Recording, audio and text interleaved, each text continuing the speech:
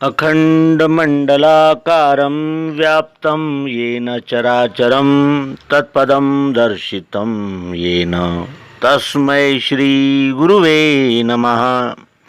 अज्ञानान्धस्य लोकस्य ज्ञानाञ्जनशलाकया चक्षुरुन्मीलितं येन तस्मै श्रीगुरुवे नमः। अध्यात्म विश्व विज्ञान यूट्यूब चैनल पर उपस्थित अपने सभी अध्यात्म प्रेमी मित्र, आचार्य, गुरुजन और हमारे समस्त व्यूअर्स, शेयरकर्ता, सब्सक्राइबर्स सभी का हार्दिक स्वागत और अभिनंदन करते हैं। मित्रों, महाभारत के भीष्म पर्व में 700 श्लोकों में उपलब्ध यह विश्व का महान संविधान जो श्री वेद व्यास जी ने लेखबद्ध कर रखा है, उसका हम अवलोकन कर रहे हैं और श्रीमद् भगवद गीता को हृदयस्थ करके परम शांति और असीम आनंद के अनुभव की हम प्राप्ति कर रहे हैं। मित्रों, हमने पहले अध्याय में अर्जुन विषाद योग को जाना। अर्जुन को विषाद हुआ, उसका कारण क्या था? मोह किसे कहते हैं, इस विषय में एक संक्षिप्त दृष्टांत के साथ हम अपनी बात प्रस्तुत करेंगे। एक आदमी के घर में आग लगी, वह रोने लगा तो किसी ने कहा कि तेरे बेटे ने कल ही इसे बेच दिया है। तो वह बोला ऐसा है, तो वह हंसने लगा। थोड़ी देर बाद उसका बेटा आया और कहने लगा, पिताजी हम तो लूट गए, हम तो बर्बाद हो गए पिताजी। तो पिताजी ने बेटे से कहा कि क्यों, इस मकान का तो सौदा हो गया है ना, बिक गया है ना ये। हाँ पिताजी, बेटे ने कहा कि बिक तो गया है, लेकिन आज ही बयाना होने वाला था। वो व्यक्ति फिर रोने लगा। ये क्या हुआ? मकान भी वही है, व्यक्ति भी वही है, लेकिन क्यों रो रहा है वो? क्योंकि मेरापन, जब मकान बिक चुका है तो वो तेरा हो गया था, इसलिए उसका रोना रुक गया। लेकिन जब पता चला कि मकान तो बिका ही नहीं और वो जल रहा है, तो मेरा नुकसान हुआ, मेरा जल रहा है घर, ये जानकर उस व्यक्ति को रोना आया। दुख का कारण क्या है? मेरेपन की अनुभूति ही हमें सदैव दुख देती है और वो मेरेपन की अनुभूति को ही मोह कहते हैं। अर्जुन भी इसी तरह मेरेपन की वृत्ति में फंस गया था और उस मोहवश होकर वो युद्ध भूमि पर रोने लगा था।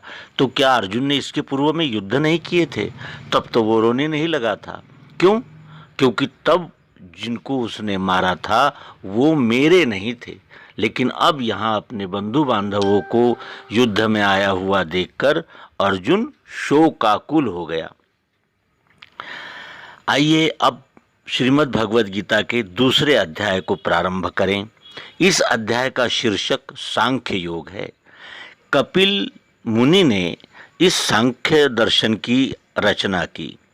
हमारे भारतवर्ष में ही निर्मित ये 6 दर्शन शास्त्र है, जिसमें सांख्य शास्त्र विशेष महत्वपूर्ण है, क्योंकि सांख्य शास्त्र का अभिप्राय है सब कुछ संख्या में गिनकर बताना, और इस तरह वो सांख्य योग ही इस अध्याय का शीर्षक बना है। इस रीति दयायुक्त नेत्रों में जल है भरा, डूबा चिंता में लख के बोले यो मधुसूदन। इस प्रकार दयायुक्त यानी दया से परिपूर्ण, करुणा पूर्ण चित्त से वो रोने लगा और चिंता में डूब गया कि ये क्या अनर्थ होने जा रहा है, मेरे ही स्वजन मेरे ही हाथों से यहाँ उनका वध होगा। और इस तरह वो दुखी होकर मधुसूदन अर्थात भगवान श्री कृष्ण जी से कहने लगा। क्या कहा उसने कि मैं ये कैसा यानी विपरीत समय देख रहा हूँ कि जिस राज्य सौख्य भोग को जिनके लिए प्राप्त करना चाहता हूँ वे ही यहाँ अपने प्राणों की परवाह किए बगैर युद्ध भूमि पर उपस्थित है। भगवान ने कहा कि विरोधी स्वर्ग का पार्थ अनार्य प्रिय मोहये, सुकीर्ति मेटने वाला क्यों आया है तुझे यहाँ। विरोधी स्वर्ग का पार्थ, स्वर्ग का विरोधी यानी जिसे कहते हैं कि स्वर्ग के विपरीत, स्वर्ग प्राप्त होने के विपरीत, अनार्य प्रिय मोहये। आर्य कहते हैं सज्जन सदाचारी व्यक्तियों को, और अनार्य कहते हैं दुराचारी और दुष्कृत्य करने वाले व्यक्तियों को। इसलिए यहाँ भगवान श्री कृष्ण जी कहते हैं कि विरोधी स्वर्ग का पार्थ अनार्य प्रिय मोहये, सुकीर्ति मेटने वाला क्यों आया है तुझे यहाँ। क्योंकि पूर्व में अर्जुन ने कहा था कि स्वर्ग और नरक की जो रोचक कल्पना अर्जुन ने स्वीकार की थी, उसी का धागा पकड़ते हुए भगवान श्री कृष्ण जी कह रहे हैं कि ये स्वर्ग का विरोधी और अनार्य प्रिय यानी अनार्य जनों को प्रिय ऐसा मोह तुझे यहाँ क्यों आया है, और ये मोह सुकीर्ति मेटने वाला और यहाँ तुझे आया है यानी तुझ पर आच्छादित हो गया है। नामर्दी छोड़ दे पार्थ शोभा देती नहीं तुझे, त्याग के क्षुद्र वृत्ति ये खड़ा हो जा स्वकर्म में। इस प्रकार ये नामर्दी छोड़ दे और ये तुझे शोभा नहीं देती है। त्याग के क्षुद्र वृत्ति ये, इस प्रकार की हल्की वृत्ति क्षुद्र वृत्ति छोड़कर तू स्वकर्म में उपस्थित हो जाए, यानी तेरा जो स्वकर्म है युद्ध करना, तू क्षत्रिय है और क्षत्रिय का कर्म है युद्ध करना, तो अपने स्वकर्म में तू खड़ा हो जा। अर्जुन ने कहा कि मधुसूदन मैं कैसे युद्ध में भीष्म द्रोण को करूं प्रहार ये योग्य पूजा के अरिसूदन। हे मधुसूदन, मधु नाम के शत्रु को मारने वाले हे भगवान श्री कृष्ण, मैं इस युद्ध में भीष्म द्रोण को कैसे मारूं, और ये पूजा के योग्य है क्योंकि ये मेरे आदरणीय हैं। भीष्म पितामह, द्रोणाचार्य गुरु, इस प्रकार ये मेरे पूज्य व्यक्ति है, इनको मैं कैसे मारूं। न मारते श्रेष्ठ गुरुजनों को, भिक्षावृत्ति है यहाँ लाभदायी। मारू गुरु तो रज से लपेटे, वे काम भोगार्थ यहीं मिलेंगे। श्रेष्ठ गुरुजनों को न मारते हुए भिक्षावृत्ति ही मुझे यहाँ लाभदायी दिख रही है, और अपने गुरुओं को मारकर रक्त से सने हुए हाथों से जो काम भोग मिलेंगे वो मैं नहीं चाहता। भीष्म और द्रोण ये पूजा के योग्य है ऐसा उसने कहा था, लेकिन उसी समय वो ये भूल गया कि यही परम पूज्य लोग उस यानी सभागृह में भी बैठे हुए थे जहाँ द्रौपदी का अपमान हुआ था, और द्रौपदी इन सब से हाथ जोड़ जोड़ कर गुहार करती रही कि हे गुरुदेव आप दुर्योधन और दुशासन को समझाइए, हे भीष्म पितामह आप ज्येष्ठ है, आप इनको समझाएंगे तो ये इतना बड़ा दुष्कर्म करने के लिए राजी नहीं होंगे, और इस प्रकार आप हस्तक्षेप कीजिए। लेकिन ये दोनों नीचे मुंडी डालकर बैठे रहे और दुर्योधन और दुशासन का एक प्रकार से समर्थन ही करते रहे। इसलिए भगवान श्री कृष्ण जी ने युद्ध भूमि पर सबसे पहले द्रोणाचार्य और भीष्माचार्य की ओर उंगली निर्देश कहा था कि ये देख ले जिनसे तू लड़ने के लिए आया हुआ है। आगे अर्जुन कहता है, जानू न मैं इनमें श्रेष्ठ क्या है, मैं जीतता हूँ अथवा ये मुझे ही। जीना नहीं कौरव मार के वे, है सामने रण के हेतु आए।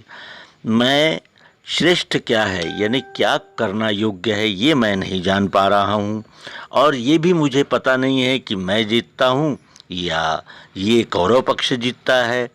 इस प्रकार इन कौरवों को मार के मैं जीना भी नहीं चाहता जो युद्ध के लिए यहाँ मेरे सम्मुख उपस्थित है। अज्ञान के दोष हिए समाये, भूला हूँ मैं धर्म सो पूछता हूँ। होवेगा जो श्रेय स्थाई कहो सो, मैं चेला हूँ आपका बोध देवे। मेरे हृदय में अज्ञान के दोष उमड़ पड़े हैं और मैं धर्म भूल गया हूँ। धर्म कहते हैं क्या करना चाहिए और क्या करना नहीं चाहिए, इसका निर्णय करने का मैं कुछ तय नहीं कर पा रहा हूँ। और इसीलिए आपसे पूछता हूँ कि जो श्रेय स्थायी हो, यानी जो करने योग्य हो, वो मुझसे कहिए। मैं आपका शिष्य हूँ और मुझे आप बोध दीजिए। इस प्रकार वो कहने लगा। यहाँ मिले राज्य मुझे मही का, समृद्ध इंद्रासन देवतों का। तथापि ये इंद्रिय दाहकारी, कैसे मिटेगा भ्रम मोह भारी।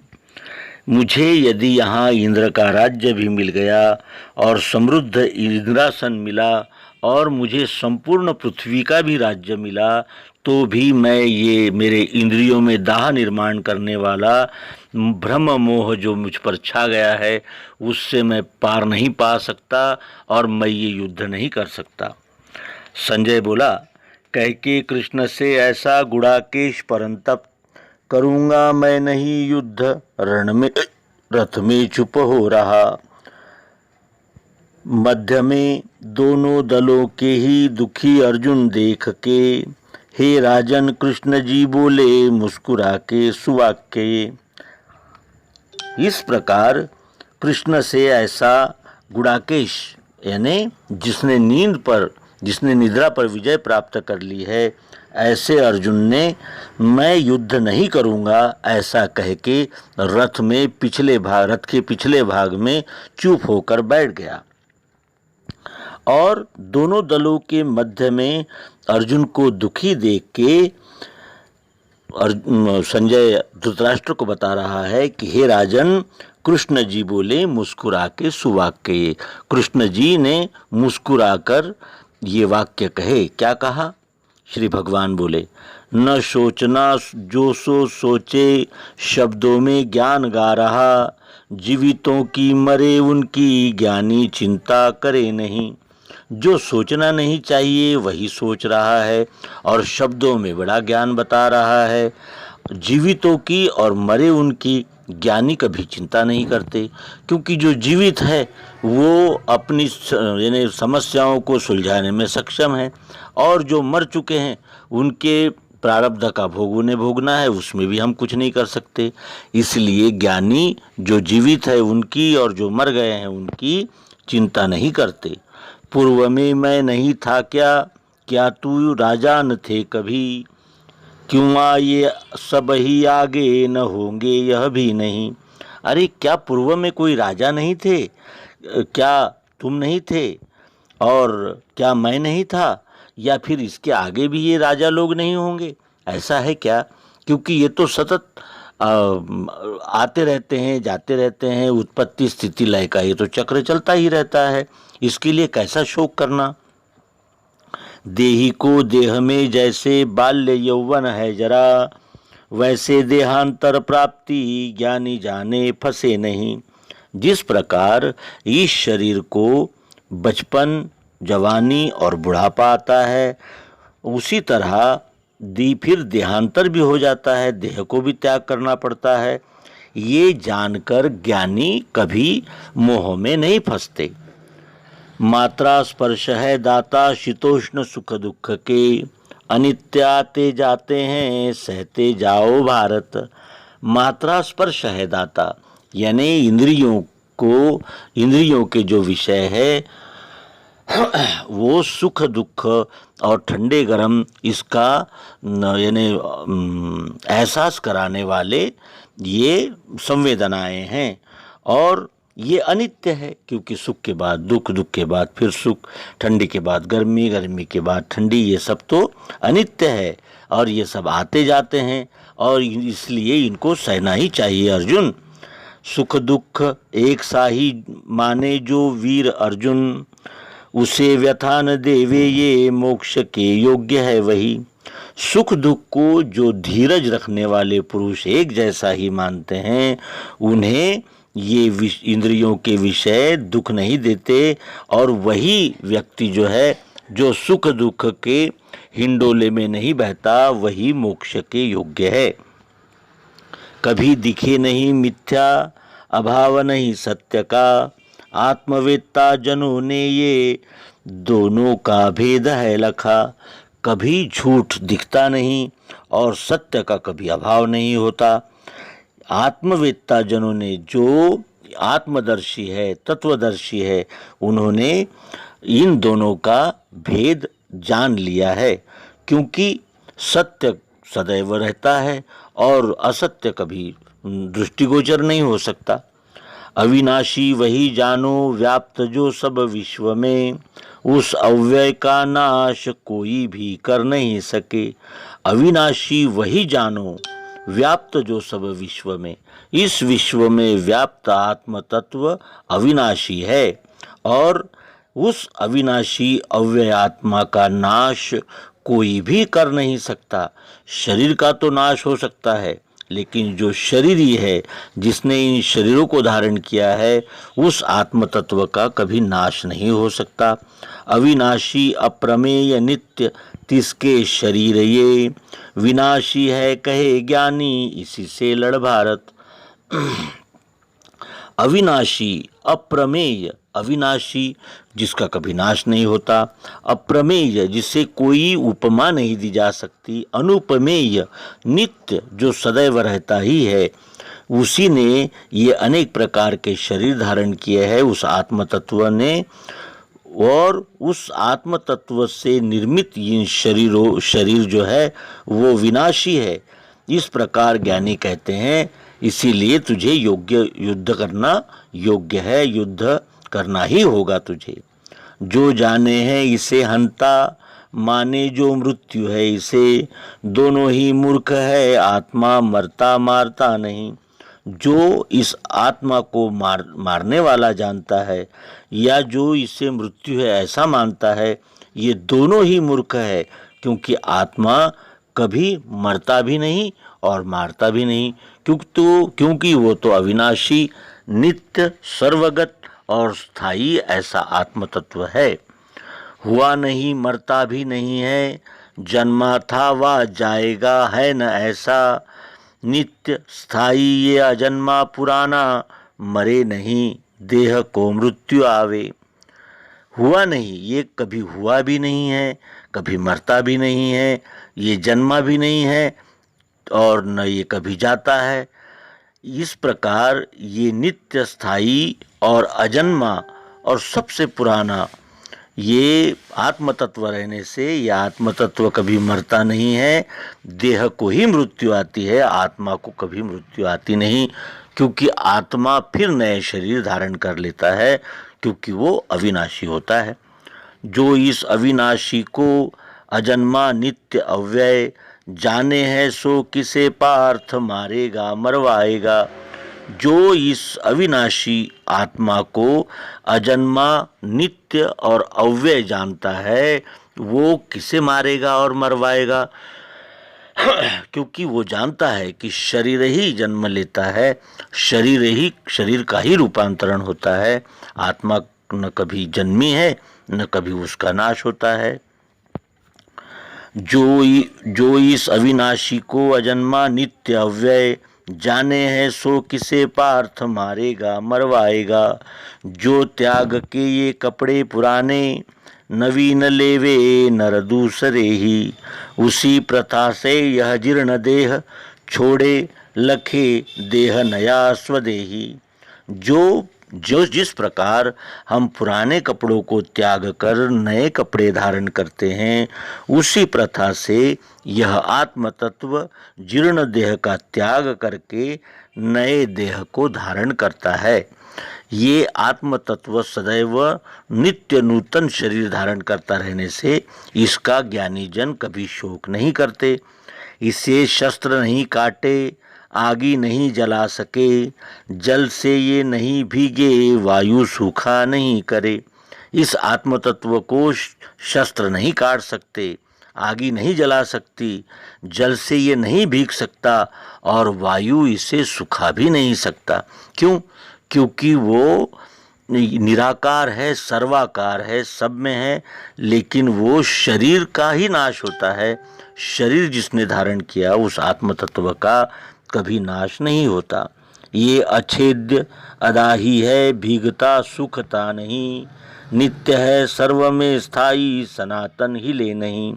ये अछेद्य है, यानी इसको कभी काटा नहीं जा सकता, इसके कभी जलाया नहीं जा सकता, न ये भीगता है न सूखता है। ये सब में नित्य है, स्थायी है और सनातन है, क्योंकि इसका न आदि है न अंत है। इसलिए ये आत्म तत्व जो है वो अमर है, अविनाशी है, सर्वत्र है, स्थायी है, अचिंत्य है, ये अव्यक्त अविकारी कहा गया। ऐसा जान के इसको शोक के योग्य तू नहीं। ये अचिंत्य है, इसका चिंतन भी नहीं हो सकता। यह अव्यक्त है क्योंकि शरीर व्यक्त है, लेकिन शरीरी आत्मा अव्यक्त है।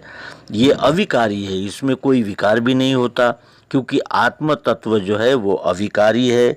ऐसा जान के इसका यानी इस शरीर के बनने मिटने का शोक करने के योग्य तो नहीं है। इसको ज्ञानी जन इसका कभी शोक नहीं करते। कहेगा यदि तू आत्मा होता है नित्य ही मरे, तो भी इसके लिए पार्थ शोक तेरा अयोग्य है। यदि तू ऐसा कहता है कि आत्मा जन्म लेता है और नित्य ही मरता है, तो भी इसके लिए तेरा शोक करना अयोग्य है, क्योंकि इसमें हम क्या कर सकते हैं? जो बनता है वो मिटता है, ये यहाँ का स्थायी नियम है और इस नियम को जानकर भी तुझे शोक करना योग्य नहीं है। पैदा होवे तिसे मृत्यु, जन्म है जो मरे उसे, यही सिद्धांत है स्थायी, इससे शोक व्यर्थ है। जो पैदा होता है उसका मृत्यु अवश्य होता है और जिसका मृत्यु होता है उसका पुनः जन्म होना यानी अनिवार्य है, अवश्य होता है। और ये स्थायी सिद्धांत रहने से तुम्हें शोक करना योग्य नहीं है। मूल में भूत है गुप्त, मध्य में दृश्य है हुए, अंत में फिर अव्यक्त, इनका शोक है वृथा। मूल में भूत मात्र जो है वो कैसे है? गुप्त है, क्योंकि उदय होना और लय होना ये सतत चक्र चलता ही रहता है। और मूल में गुप्त है, मध्य में दृश्य होते हैं ये जीव मात्र, और अंत में फिर अव्यक्त हो जाते हैं। इसलिए इनका शोक करना अयोग्य है, इनका शोक तुझे योग्य नहीं है। क्यों? क्योंकि ये प्राकृतिक रचना है। शरीर का बनना, रहना और विलय प्राप्त करना ये सतत चक्र है। इस चक्र में कोई हस्तक्षेप भी नहीं कर सकता, और इस चक्र में जब हस्तक्षेप ही नहीं कर सकते तो इसका शोक करना व्यर्थ है। इस प्रकार भगवान श्री कृष्ण जी अर्जुन को आत्म तत्व के विषय में मार्गदर्शन करते हैं। अब श्रीमद् भगवद गीता के अनुसार आत्म तत्व क्या है और वो अविनाशी, नित्य, अजन्मा, पुराना कैसे है, ये हमें दिव्य दृष्टि को जाने बगैर ध्यान में नहीं आ सकता। और दिव्य दृष्टि भगवान श्री कृष्ण जी गीता के 11वें अध्याय में अर्जुन को देते हैं, जिसका हम विवरण 11वें अध्याय में प्राप्त करने वाले हैं। और इस आत्म तत्व को जानकर ही तुम्हें शोक करना योग्य नहीं है, ऐसा भगवान श्री कृष्ण अर्जुन को गीता के 2 अध्याय में, जो सांख्य योग के नाम से जाना जाता है, उसमें कह रहे हैं। शेष हम आगामी अंक में अध्याय 2 भाग 2 में जानेंगे। धन्यवाद। नर्मदे हर। सद्गुरु भगवान की जय। विश्वरूप परमात्मा की जय। ओम शांति शांति शांति।